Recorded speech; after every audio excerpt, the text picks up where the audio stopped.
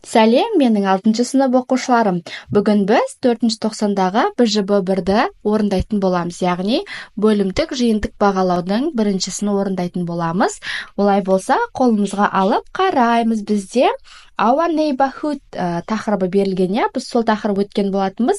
Енді қазір тапсырмаларды орындайтын боламыз. Бізде 20 минут беріледі сабақтың үстінде, және 2 тапсырма беріледі. Бірінші тапсырма бізде listening, яғни тыңдалым, ал екінші тапсырма speakingге байланысты, яғни айтылымға байланысты сұрақтар қойылған екен. Олай болса, бастаймыз оқушылар. Бірінші тапсырмаға қарайықшы. Listening, тыңдалымға байланысты. Task 1. Listen to the conversation and fill in the gaps. Use no more than one word and a number. Яғни бұл жерде тыңдалымда әңгімені тыңда дейді, және мына жерде қалып кеткен сөздерді сол әңгімеде тыңдап отырып қойып шығу керек екен. Бізде оқушылар, мен қазір тыңдалымды тыңдатпай, төбесіне мәтінді қойып кеттім. Мәтінді оқып беремін, мұқият тыңдаймын, және қалып кеткен сөзді мен астына жазып қойдым. Соны қойып жазып аламыз оқушылар. Олай болса, мен қазір бір рет оқып беремін, мұқият тыңдаймыз. Home is where the heart is. That's so true. I've lived in many different houses during my life, but not all of them have been home. When you are growing up, home is where your family lives. I left home when I was 18, and slowly my childhood home was no longer. Now it's my parents' house and not my home. I moved around a lot and only spent a year or so in most places I lived. They never really felt like home. A home is somewhere you feel totally relaxed and want to come home to. The expression home sweet home is also true. You have to have nice feelings about it to call it home. Home doesn't have to be in your home country. I've lived in several countries and have had a home in all of them. Яғни бізге үй туралы айтқан, отан, үй, жалпы, сол туралы өз ойын түсіндіріп өткен, оқушылар. Бұл жерде қалып кеткен сөздерді айтып шығамын. Бізде бірінші сөз life сөзі қалып кеткен, during my life. Екінші family сөзі қалып кеткен, family сөзін қоямыз. Үшінші 18 деген, яғни 18 санмен де сөзбен де жазуға болады. Келесі spent, төртінші сөз. Бесінші сөз relaxed деген сөз қалған. Алтыншы бізде country, яғни country деген сөзді қойып, осылай толық сөйлемді көшіріп жазамыз оқушылар. Орындап болсақ, екінші тапсырмаға қараймыз. Speaking, айтылымға байланысты. Task 2. Work with a partner and tell him her about the neighborhood you live in. You have 1 minute to prepare and 3 minutes to talk. Яғни бұл жерде сұрақтарға жауап бер дейді, яғни жұбымен бірге дейін негізі дайындалуға 1 минут уақыт беріледі, дайындалуға және айтуға 2-3 минут уақыт беріледі дейді. Астында сұрақтар берілген. Мен қазір сұрақтарды түсіндіріп өтетін боламын. Бірінші сұрақ.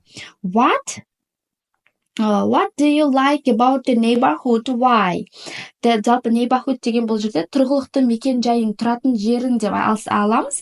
Яғни тұратын жеріңде, тұрғылықты мекен жайында не ұнайды саған, несімен ол саған ұнайды деген сұрақ қойылған. Мен астына жауап бердім. I like my neighborhood for its peaceful atmosphere and conventional location. There are plenty of green spaces, nice parks for walks, and shops and a restaurant nearby. Екінші сұрақ. What are the popular places in your neighborhood?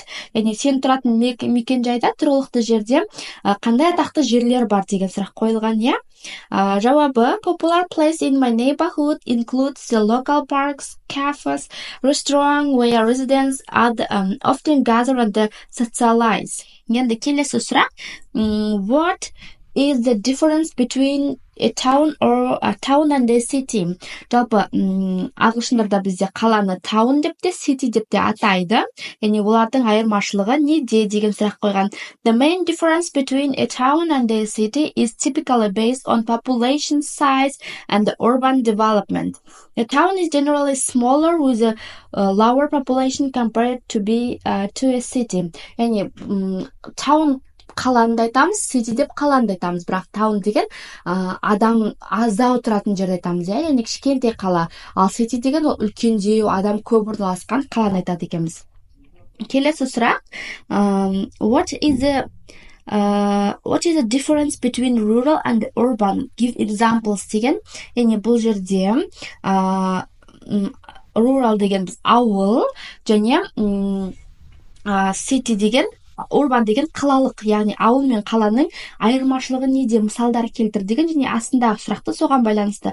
Do people like to live is in rural or urban area these days? Яғни қазіргі таңда адамдар қалада тұрғысы келе ма, немесе ауылда тұрғысы келе ма? Яғни ол туралы қалай ойлайсың, неліктен деген сұрақ қойған. Ең соңғы сұрақ жауапты оқиын.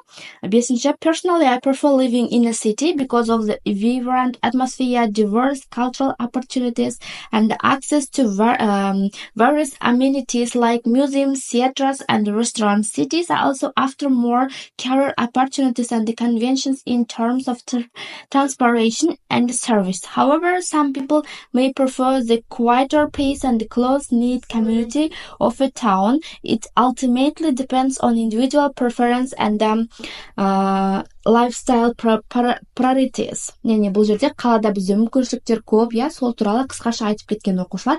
Жалпы осылай сұрақтарға 5 сұраққа толық жауап бердім. Өзгертіп те жазуға болады. Егер де түсінбеген сұрақтар болса, комментарийға жазып қалдырып кетіңіздер. Келесі кездескенше сау болыңыздар.